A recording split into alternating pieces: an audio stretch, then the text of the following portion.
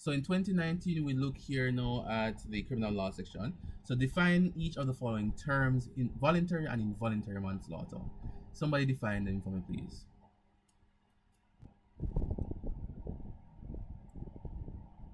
What's voluntary and what's involuntary manslaughter? So voluntary manslaughter is having the actus reus and mens rea for murder, but due to surrounding circumstances, the defendant is partially excused. Right? So due to the It's, surrounding circumstances, they may have a defense available to them. yes, like provocation and diminished responsibility. Lovely.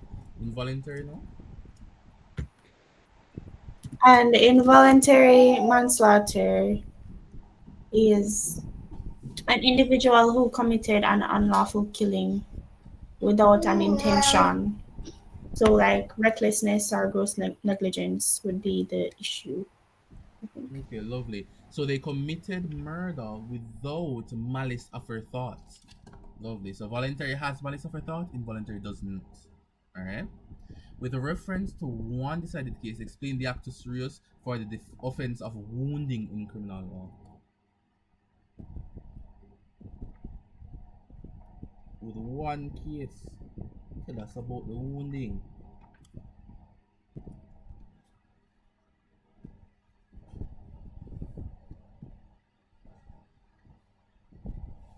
Da, da, da, da. Offense of wounding, anyone?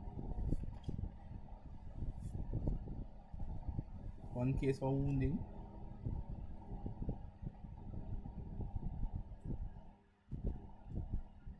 Majority versus group. They define wounding as a breach of. Alright. So I have that case in the chat. Lovely. Right. So Moriarty v Brooks. So I had that issue there. We also have something like a RV Roberts, which is really the mens rea, but we have RV Martin as well that could be used as the actus reus, right?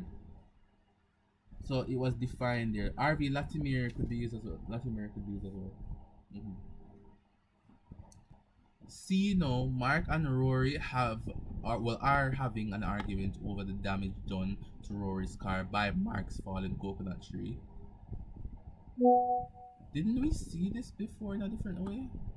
We saw this for category for the classification of law in I think 2018 paper or 2017 paper. Rory, in a fit of rage, goes into his house and returns with a pistol. He points a pistol at Mark and threatens to shoot him. The gun, because it has a defective trigger, discharges, and to Rory's surprise, Mark is shot in his head. Mark slumps to the ground and dies shortly after. With reference to two decided cases, discuss whether Rory is criminally liable. Do you think Rory is criminally liable here for Mark's death?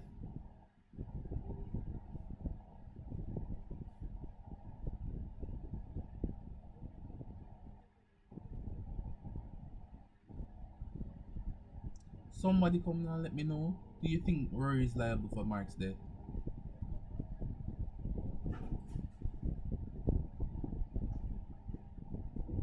You would have to go through the elements of murder because that's what you have to look at when you look the IRAP format, right? That's a part of the rule. You use your rule there, you put those in the rule. But let me ask a question: do we think that Mark is actually liable? So you're saying that Mark is liable? How so? He didn't mean to.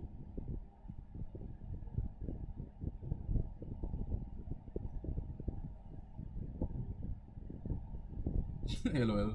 I mean, that's not a legal thing. Well, it's a technical Sir, legal thing, but no. But go ahead.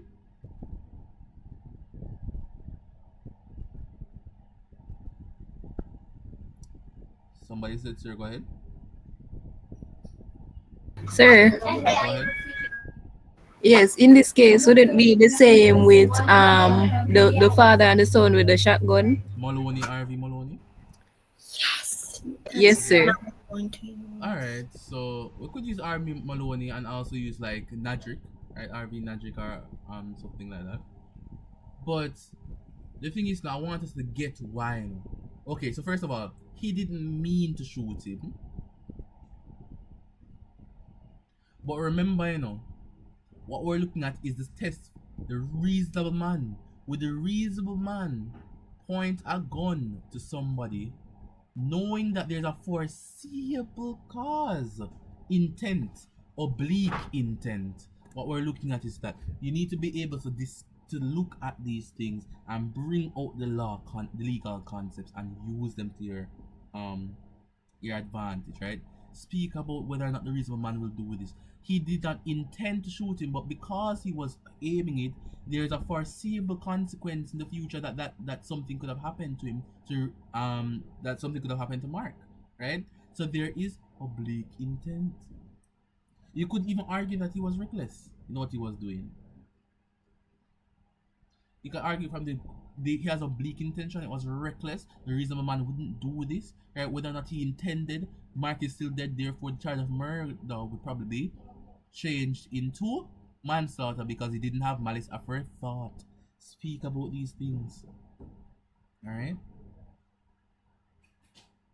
Okay. Any questions? Any issues? Anything else to add to this? Question, sir. Could you use the case of R versus Woolen and Wilmington versus DP, right? Yes, Woolen. You could use Woolen. You could use Wilmington. You could any of those cases that follow in that entire trilogy stemming from Hyman v. DPP. You have Maloney, and then you have would it be Nedrick, and then you have Hancock and Shankland, and all of them coming down. You could use them. You could do R.V. Larkin. Yes, R.V. Larkin could be acceptable. Could. All you have to do is explain it in such a way where you use it to explain one of the principles. You need two cases now, so you need to combine two cases, right? Two of these cases can explain the two issues that you're seeing, and you should be able to get the answer. Alright? Shouldn't be a problem. Okay? So we'll finish discussing these questions in 7 minutes. Alright? So let's have a look at this now.